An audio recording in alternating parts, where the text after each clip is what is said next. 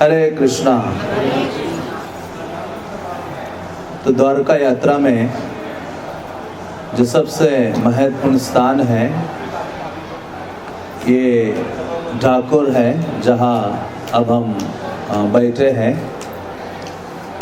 तो शास्त्र कहते हैं कि कोई व्यक्ति द्वारका जाता है लेकिन यहाँ आकर भगवान रणछोड़ राय का दर्शन नहीं करता है, तो उसकी जो यात्रा है द्वारका की वो क्या है, विफल है या असफल है या पूर्ण नहीं है। तो भगवान यहाँ अपने एक भक्त का जो मांग है उसकी पूर्ति करने के लिए यहाँ आकर निवास करते हैं इस स्थान में। और ये जो स्थान है बहुत ही प्राचीन और पुरातन स्थल है। महाभारत में इस स्थान का वर्णन आता है, हिडिंबा वन के रूप में इस स्थान का वर्णन आता है। और इस स्थान में बहुत सारे ऋषि मुनि सदैव निवास करते थे। बड़े बड़े जलाशय हुआ करते थे, पशु पक्षी या बड़े पेड़ पौधे आदि भक्ति करने के लिए सबसे अच्छा स्थान ही माना जाता था, जहाँ सरलता से कृष्ण में व्यक्ति का मन लगता है। क्योंकि शास्त्र कहते 3 प्रकार के स्थान होते हैं, सत्वगुणी, रजोगुणी और तमोगुणी। तो सत्वगुणी स्थान जहाँ वृक्ष आदि है, लताएं हैं, जंगल का जो स्थान है वो सत्वगुण है। शहर आदि है वो रजोगुणी स्थान है। मदिरालय आदि है वो तमोगुणी स्थान है। तो ऐसे ही इस स्थान में अनेक ऋषि मुनि थे। उनमें से एक प्रमुख ऋषि थे जिनका नाम था डंक ऋषि। क्या नाम था? डंक ऋषि। दंत नहीं, डंक ऋषि। डंक ऋषि के कारण इसको डंकोर कहा जाता था। क्या कहा जाता था? डंकोर से धीरे धीरे अपभ्रंश होकर इसे डाकोर कहा गया। तो ऐसा वो स्थान जहाँ डंक ऋषि ने बहुत अधिक तपस्या की और उन्होंने दोनों की आराधना की। शिव जी की आराधना की उन्होंने, जिसके कारण शिव जी उनके लिए प्रकट हो जाते हैं। तो शिव जी तुरंत प्रकट हो जाते और प्रकट होते हुए कहते हैं कि हे डंक ऋषि, आप कुछ मांगो मुझसे, क्या चाहिए। शिव जी का एक गुण है, एक नाम है आशुतोष, जो तुरंत प्रसन्न होते हैं।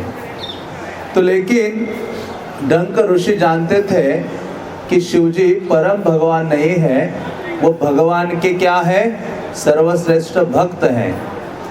शिव जी को अलग रूप से सोचकर उनकी आराधना करता है तो शिव जी उससे खुश नहीं होते। शिव जी ये जानते कि इसने मुझे जानना चाहिए कि मैं कृष्ण का भक्त हूँ। तो ऐसा डंक ऋषि का जो प्रेम की भावना दोनों के लिए थी, भगवान के भक्तों के लिए और भगवान के लिए, शिव जी के लिए थी और कृष्ण के लिए थी। तो शिव जी प्रकट हो जाते और कहते क्या क्या चाहिए, क्या चाहिए।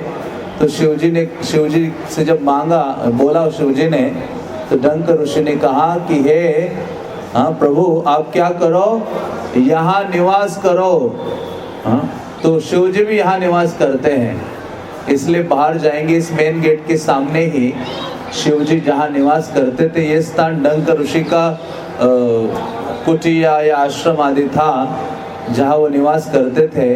तो डंकनाथ के रूप में आज भी हम जाएंगे वहाँ दर्शन करने के लिए, शिव जी निवास करते हैं।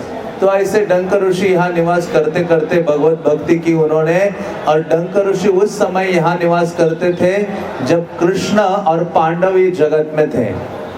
और जब पांडवों के प्रपौत्र परीक्षित महाराज ने जन्म लिया, जन्म लेकर जब परीक्षित महाराज का उपनयन संस्कार हो रहा था, थ्रेड जनेऊ वाला संस्कार, तो उस समय युधिष्ठिर महाराज ने भीम को भेजा कि जाओ द्वारका से कृष्ण को लेके आओ इस संस्कार में भाग लेने के लिए।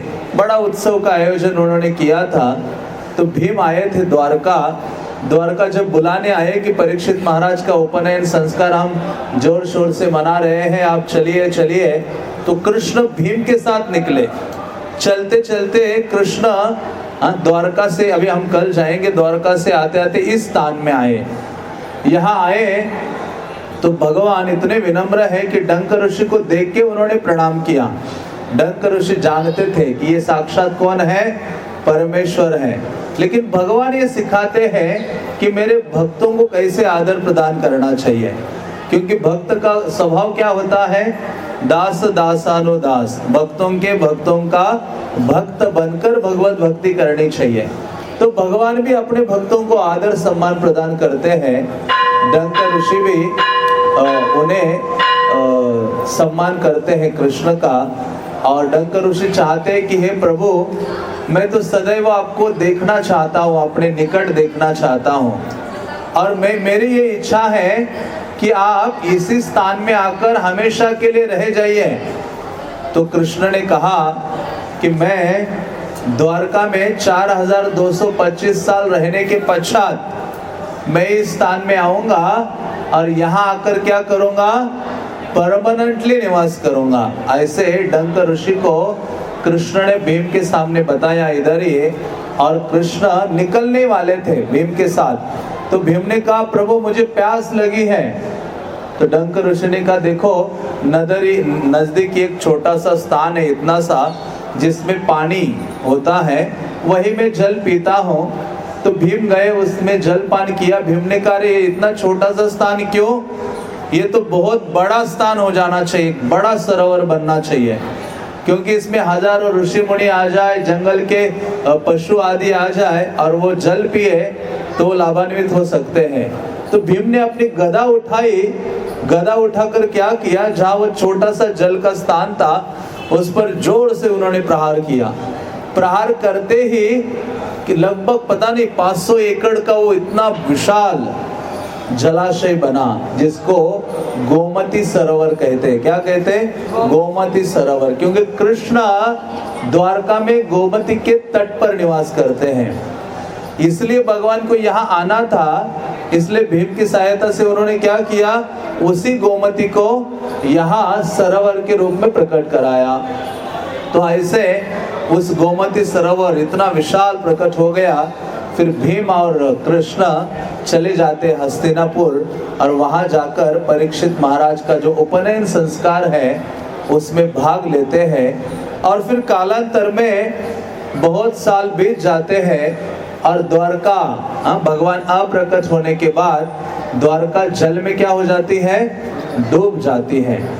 भगवान जब अप्रकट हुए थे प्रभास क्षेत्र में, तब उन्होंने अर्जुन को कहा था कि मेरे सारे रानियों को लेकर तुम मथुरा चले जाना, मैं यदुवंश का विनाश करने वाला हूँ। और जो अंतिम पुरुष थे वज्रनाभ, छोटे से बालक थे, उनको भी आप लेके चले जाना। तो ये वज्रनाभ, जब परसों हमने चर्चा की थी कि उन्होंने जाकर ब्रज को पुनः बसाया, सरोवरों का निर्माण किया, विग्रहों की स्थापना की, उन्हीं वज्रनाभ ने जब वापस आए द्वारका, तो द्वारका तो पूर्णतः डूब चुके थे, कृष्ण की कोई लीला स्थलियां नहीं थी। लेकिन एक स्थान था जो अभी हम जहाँ जाते द्वारकाधीश का दर्शन करने के लिए, वो स्थान भगवान का सुधर्मा सभागृह था। भगवान का घर अलग जगह था और ऑफिस अलग जगह था। जो बेट द्वारका है, हम जाएंगे, वहाँ भगवान निवास करते थे बेट द्वारका में। और वहां से रथ पर बैठकर भगवान, जहाँ आजकल हम द्वारकाधीश का दर्शन करने जाते हैं, वो स्थान भगवान का सुधर्मा सभा था। दिन भर ऑफिशियल एक्टिविटीज करने के लिए भगवान आते थे, वहाँ बैठते थे और अपना कार्यभार संभालते थे उग्रसेन के साथ, बलराम के साथ। तो ऐसे उसी स्थान पर वज्रनाभ ने विशाल मंदिर का निर्माण किया। तो आज जो हम जाते हैं द्वारकाधीश का दर्शन करने, वो उनका 5वां मंदिर है। उसके बाद 5 बार वो गिरा, फिर से बनाया। तो उस स्थान पर वज्रनाभ ने कृष्ण के विग्रह की स्थापना की। और ये भी कहा जाता है कि जो वो विग्रह है वो स्वयं वो विग्रह है कृष्ण के, कि वो बनाए नहीं गए। तो जब वहाँ भगवान की आराधना हो रही थी, तो उस समय यहाँ से गुजरात से, इसी स्थान से एक भक्त जाया करते थे जिनका नाम था विजयानंद बोडाना, जो भगवान के कृष्ण लीला में भी सखा थे। ये भगवान जब द्वापर युग में आए थे उस समय भी ये सखा थे, लेकिन फिर से वही सखा यहाँ जन्म लेते हैं और उनके पिता का नाम होता है कृष्ण प्रिय और माता का नाम होता है सुधा। और यहाँ वो जन्म लेकर जब थोड़े बड़े हो जाते हैं तो उनका हृदय कृष्ण के लिए सदैव ऐसे आकृष्ट रहता था। फिर उन्होंने क्या किया कि मैं हर बार द्वारका जाऊंगा यहाँ से। तो जैसे ही 6 महीने होते थे द्वारका निकल पड़ते थे पैदल यहाँ से। कैसे? पहले तुलसी लेते थे, तुलसी को उगाते थे। तुलसी जब ऐसी बड़ी हो जाते थे, तुलसी को अपने सर में रखते थे, सुंदर से उसको वस्त्र वगैरह पहनाकर अपने सर में रख के यहाँ से पैदल पैदल यात्रा करते हुए कहाँ पहुँचते थे? द्वारका पहुँचते थे। आज भी देखो जो स्त्रियाँ हैं अलग अलग यात्रा में जाती है तो क्या करती है, गाँव में भी तुलसी को अपने साथ ले जाती है। हाँ, तुलसी से भगवान बहुत प्रेम करते हैं, आकृष्ट रहते हैं। तो ये बूढ़ा भी तुलसी को सर के ऊपर रख के ले जाते थे। और इतने साल बीते, जब उनकी आयु 74 या 75 हो गई, 75 साल की आयु हो गई, तब तक हर साल पैदल जाते थे, पैदल वापस आते थे। तो जब द्वारकाधीश ने वहां देखा कि ये व्यक्ति है कैसा, इतना दृढ़ निष्ठा मेरे धाम में आने के लिए, मेरा दर्शन करने के लिए, और वो भी कोई गाड़ी या कोई चीज का इस्तेमाल नहीं करते थे, पैदल जाते थे और पैदल आते थे। और इतनी बूढ़ी वृद्धावस्था हो गई थी। वहां द्वारकाधीश ने देखा कि इतना निष्ठावान व्यक्ति, और वास्तव में भगवान जब देखते हमारे निष्ठा को तो भगवान का हृदय पिघल जाता है। इसलिए भगवान की सेवा में जब हम कोई नियम पकड़ते हैं उसको निष्ठा के साथ, गंभीरता के साथ करना चाहिए। प्रभुपाद ने कहा 4 नियमों का पालन करो, 16 मालाओं का जप करो जीवन भर, कृष्ण आपको क्या करेंगे, अपने धाम में खींच कर ले जाएंगे। तो हम कलियुगा की जो हमसे ये भी नहीं होता। केवल इतना भी हम करें, हमें ये नहीं कहा गया कि बूढ़ाना की तरह तुलसी को सर के ऊपर रख के निकलो। हमें अपनी चप्पल जड़ हो जाती है, हमारा शरीर हमें भार महसूस होता है, बाकी चीजें तो दूर। और वो इतना लंबा, कार से भी जाते हो तो 10 घंटे लगते हैं द्वारका यहाँ से। तो लेकिन भगवान ऐसे जब निष्ठा को देखते हैं एक भक्त के तो पिघल जाते हैं। ऐसा ही उदाहरण आता है। जब मैं इस कथा के बारे में सोच रहा था तब मुझे सनातन गोस्वामी की याद आई। सनातन गोस्वामी शुरुआत से जब ब्रज में थे तो रोज गोवर्धन की क्या करते थे? परिक्रमा करते थे। बहुत बूढ़े हो गए। कृष्ण ने देखा कि अरे इतना वृद्ध हो गया है सनातन, फिर भी अपना ये नियम वो चुक नहीं रहा है, बिल्कुल हर रोज प्रतिदिन गोवर्धन की परिक्रमा करता है। तो भगवान प्रकट हो जाते हैं, कहते अरे सनातन, तुम्हें ऐसी प्रतिदिन परिक्रमा करने की आवश्यकता नहीं है, तुम तो मेरे नित्य मुक्त महान भक्त हो। लेकिन भगवान इतने द्रवित हो गए कि भगवान ने क्या किया, एक शिला उठाई, गोवर्धन शिला, और उनके सामने रखी, जिसके ऊपर वो खड़े हो गए। जैसे कृष्ण खड़े हो गए, गोवर्धन शिला पिघल जाती है, भगवान के चरण कमल उसके ऊपर प्रकट हो जाते हैं। और वो सनातन को कहते कि सनातन, इसकी 4 बार परिक्रमा करो तो तुम्हें गोवर्धन परिक्रमा का लाभ मिलेगा, तुम्हें बड़ी कोई परिक्रमा करने की आवश्यकता नहीं है।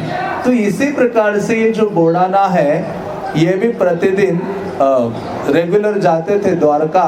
तो भगवान ने कहा देखो अभी तुम्हें आने की आवश्यकता नहीं है, तुम जहाँ निवास करते वहाँ कौन आएगा, मैं आऊंगा तुम्हारे पास और तुम्हारे स्थान में हमेशा के लिए रहूंगा। हाँ, तो 2 भक्तों का संबंध है यहाँ। डंक ऋषि, क्योंकि उन्होंने भगवान से क्या मांगा था, क्या मांगा था, किसको याद है, कि भगवान आप आकर यहाँ क्या करो, सदैव रहो। भगवान ने कहा था 4225 साल हो जाएंगे, हाँ तब आकर मैं यहाँ निवास करूंगा। और दूसरा बूढ़ाना का भी ये लालसा देखी, हाँ रोज भगवान को, रेगुलर भगवान को मिलने के लिए आ रहे, इतने दूर तक, वृद्धावस्था हो गई। तो भगवान ने कहा अभी तुम्हें आने की आवश्यकता नहीं है, अभी मैं तुम्हारे पास स्वयं चल के आऊंगा। लेकिन भगवान ने कहा अगली बार आओगे ना मुझे मिलने, बैलगाड़ी लेके आना। और मुझे मंदिर से उठा के लेके चलना अपने साथ। सोचो, द्वारका प्रमुख धामों में से एक है, हजारों की संख्या में लोग वहाँ दर्शन करने के लिए आते हैं और वो विग्रह वहां से निकलना पॉसिबल नहीं है। ये जो बोड़ानाथ है वो बहुत फेमस हो गए थे द्वारका में। हर पुजारी, हर व्यक्ति उनको जानता था कि मतलब कई बार होता है ना कि सूर्य उदित होना भूल जाएंगे लेकिन बोड़ानाथ द्वारका जाना भूलेंगे नहीं, ऐसा उनका स्वभाव था। तो जब अगली बार जब भगवान ने कहा था अगली बार बैलगाड़ी लेके आना, तो इनके पास तो इतना धन भी नहीं था कि वो बैलगाड़ी लेके जाएं, लेकिन किसी की कुछ सेवा करके उन्होंने दूसरे की बैलगाड़ी उठाई और बहुत अनुराग के साथ द्वारका के लिए चल पड़े। जैसे द्वारका में प्रवेश किया तो वहाँ जो पुजारी गण थे उन्होंने देखा, अरे बोड़ाना, तुम तो सदैव पैदल आते हो, आज ये बैलगाड़ी लेकर आए हो।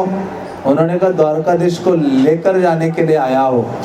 वो डर गए सारे जितने, वो उनको कहते गूगली ब्राह्मण, अलग अलग स्थानों में ब्राह्मणों के अलग अलग प्रकार होते हैं, तो वहाँ गूगली ब्राह्मण है, वो डर गए क्योंकि वो जानते थे कि ये साधारण भक्त नहीं है, इसके भक्ति में बहुत अत्यधिक सामर्थ्य है, भगवान इसके साथ जा सकते हैं। उन्होंने कहा कि आज मैं द्वारकाधीश को अपने साथ ले जाऊंगा। और वास्तव में यात्रा में जाने का उद्देश्य क्या है कि वहां जाकर लस्सी पीऊंगा द्वारका में या गोलगप्पे खाऊंगा। हमारी गाड़ी यहाँ तक ही है। हम जो बद्ध जीव है, हम सोचते जयपुर जाएंगे तो ये करेंगे, कृष्ण तो दूर ही है हमसे, द्वारका जाएंगे तो वो करेंगे। हाँ, लेकिन ये जो महान महान भक्त यात्रा जाते तो किसको लाने के लिए जाते हैं अपने जीवन में? कृष्ण को लाने के लिए। इसलिए यात्रा का ये परम उद्देश्य है। मैं हमेशा द्वारका यात्रा के लिए उनका उदाहरण देता हूँ। दो लोग द्वारका यात्रा के लिए गए थे द्वापर युग में। एक का नाम था दुर्योधन जी और दूसरे थे अर्जुन जी। अभी हमें सोचना चाहिए, मैं दुर्योधन हूँ या अर्जुन हूँ? तो जो अर्जुन गए थे द्वारका यात्रा में, उन्होंने किसकी डिमांड की? कृष्ण चाहिए मुझे। और दुर्योधन जो गया, दुर्योधन ने कहा मुझे कृष्ण नहीं चाहिए, मुझे आपकी नारायणी सेना आदि चाहिए। हाँ, तो वैसे ही है, हम द्वारका या यात्राओं में जाते हैं, हमें भगवान से कुछ लेना देना नहीं है। हमें तो अपने गोलगप्पे, अपना परचेजिंग, अपना ये अपना वो। हाँ, भगवान कहेंगे तुम तो दुर्योधन के वंश के ही हो। अब बुरा मत मानिए। लेकिन हम कहा दिल्ली निवासी दोनों दिल्ली से ही थे। अर्जुन भी दिल्ली से था, दुर्योधन भी दिल्ली से था, और हम सब भी कहाँ से हैं? दिल्ली, हस्तिनापुर, इंद्रप्रस्थ, वहां से जा रहे हैं। तो इसलिए भगवान तो अर्जुन के साथ चले गए, क्योंकि भगवान अर्जुन कैसे भक्त थे?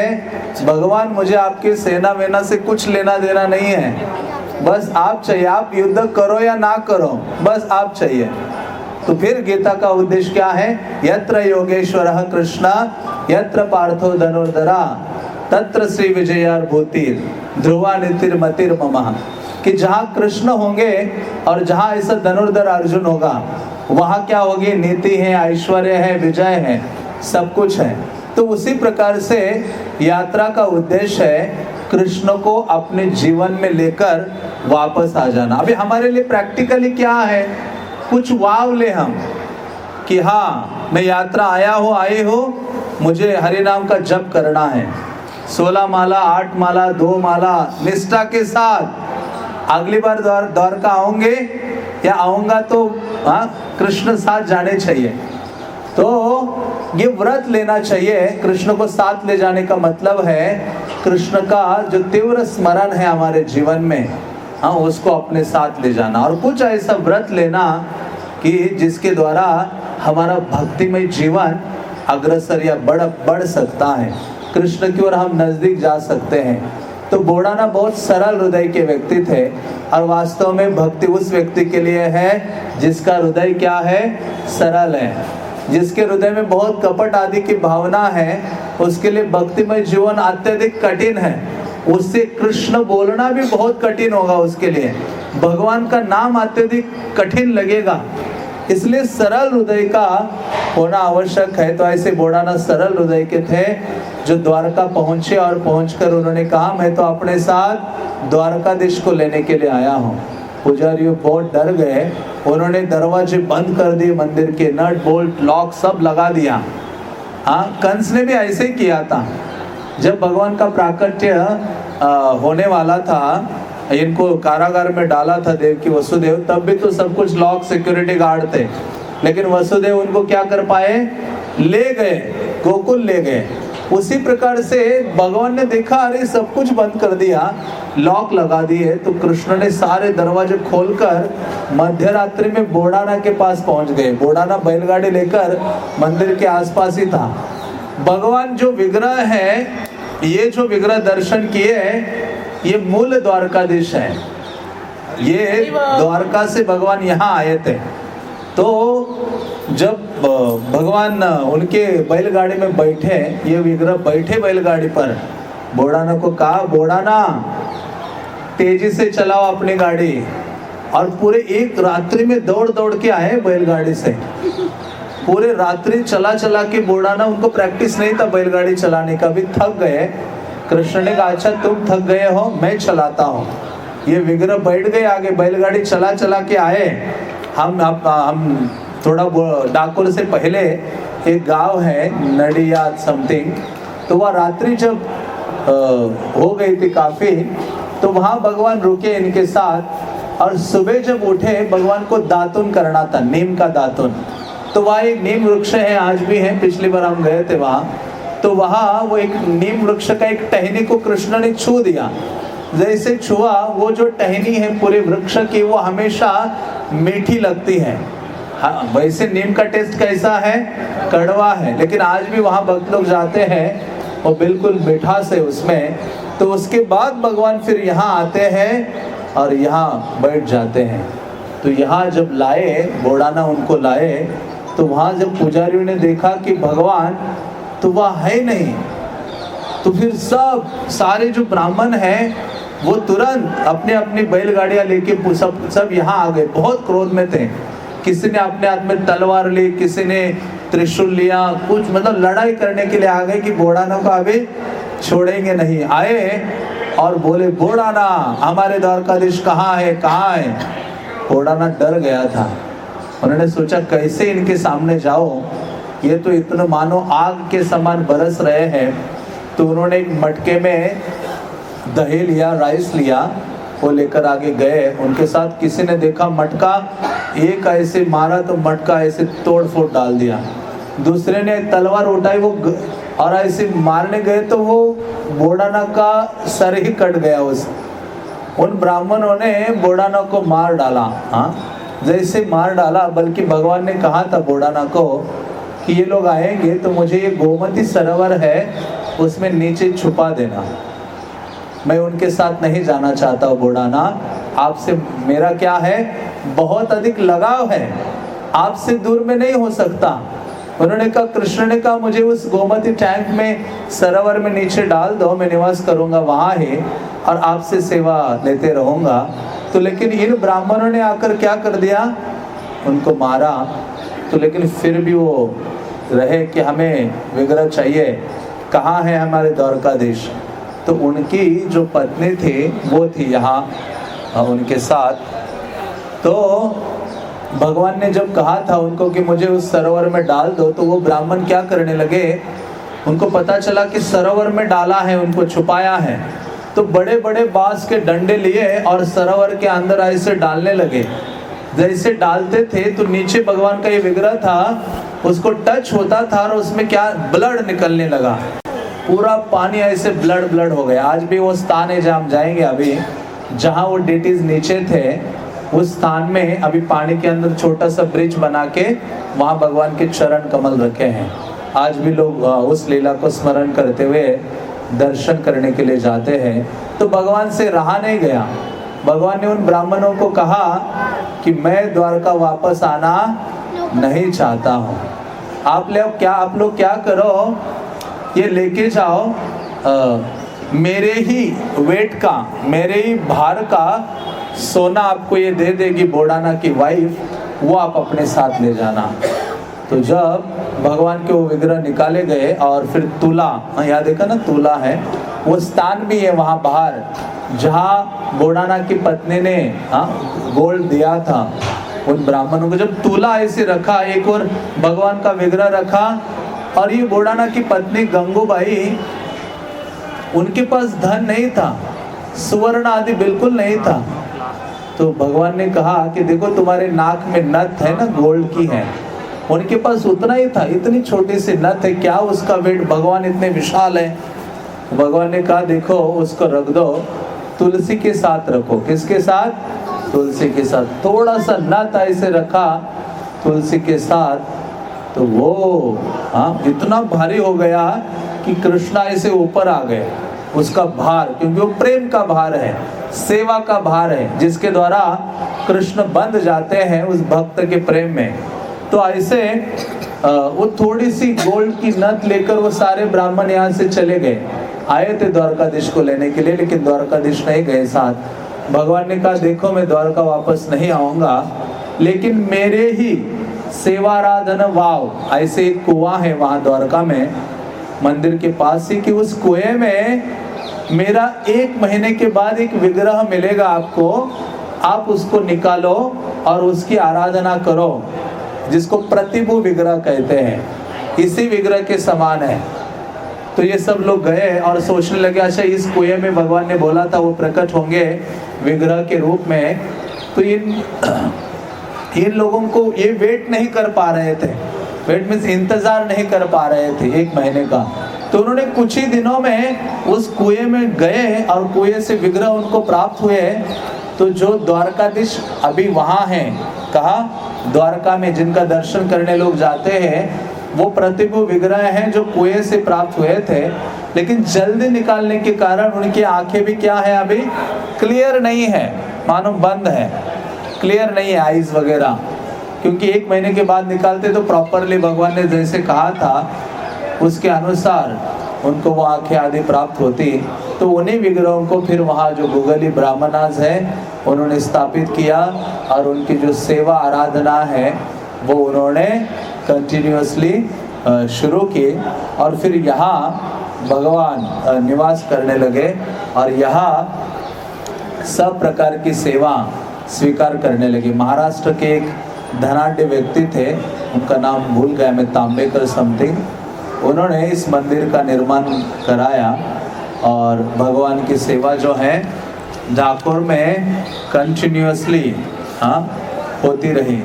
तो ऐसा ये सुंदर स्थान है।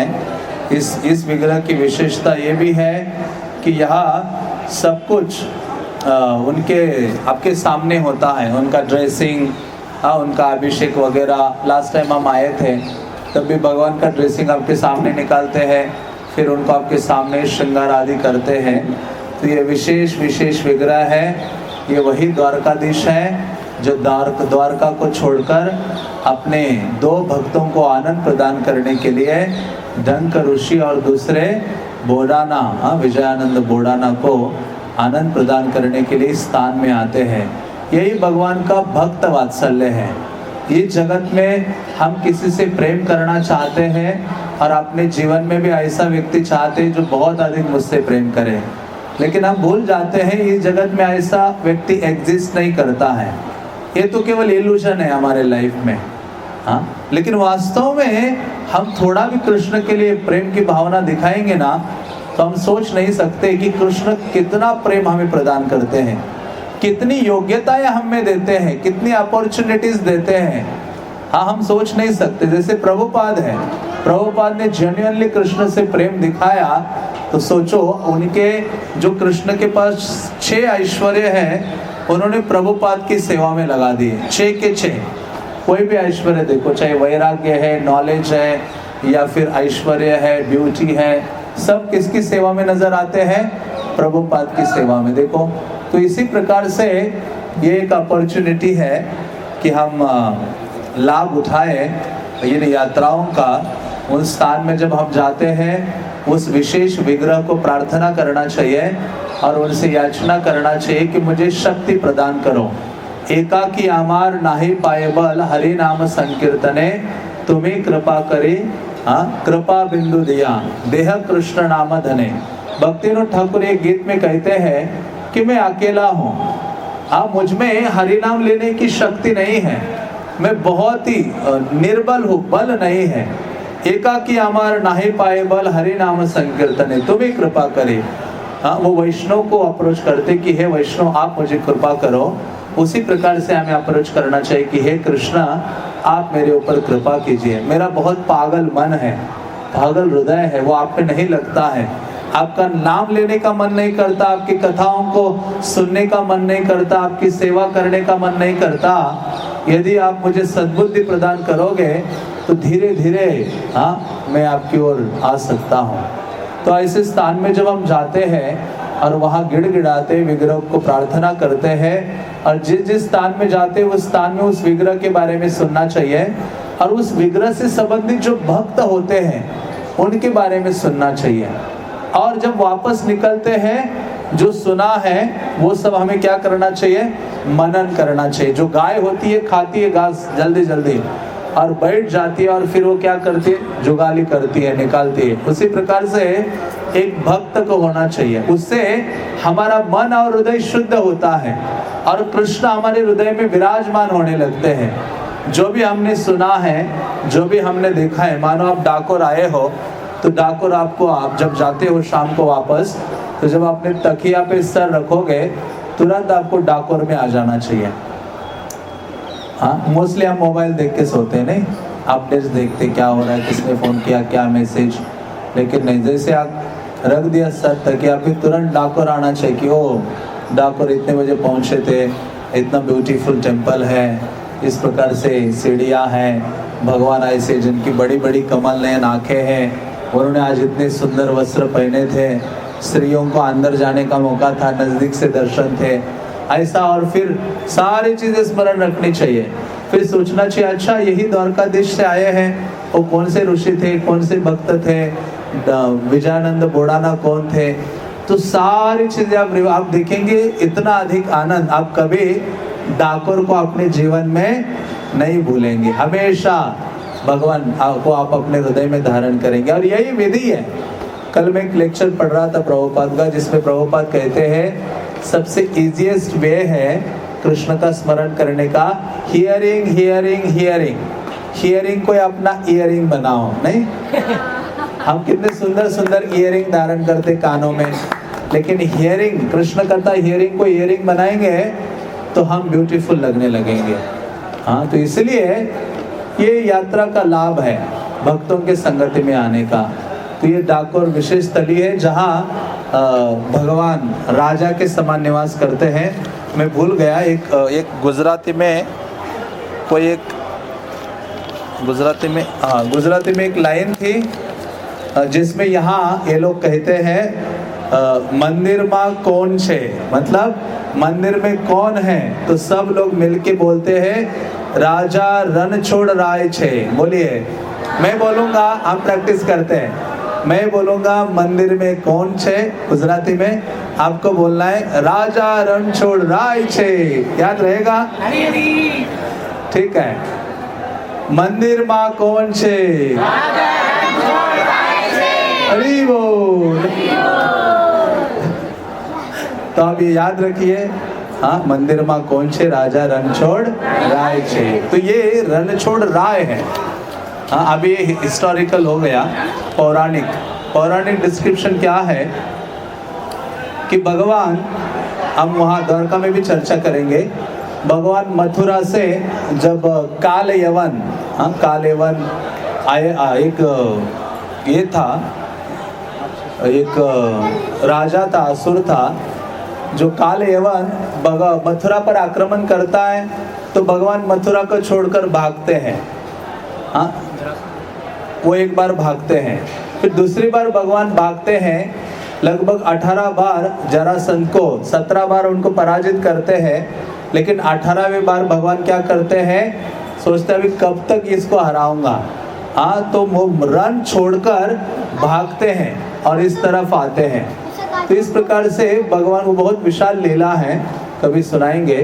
तो तो भगवान को तब नाम क्या पड़ा, रणछोड़, क्योंकि जरासंध के भय से भगवान रणांगन से कृष्ण और बलराम भाग गए थे, भाग चुके थे। तो ये जरासंध को लगा कि ये मुझसे डर गए हैं, बल्कि उसके पीछे कारण क्या था, क्योंकि जरासंध ने जब अभी 18वीं बार जब आक्रमण किया तो उन्होंने उन ब्राह्मणों को, उसके देश में जो ब्राह्मण थे मगध में, उनको कहा इस बार कृष्ण को नहीं हराऊंगा, हरा नहीं पाया तो आपको मार डालूंगा। सारे ब्राह्मणों को पकड़ के रखा था उन्होंने।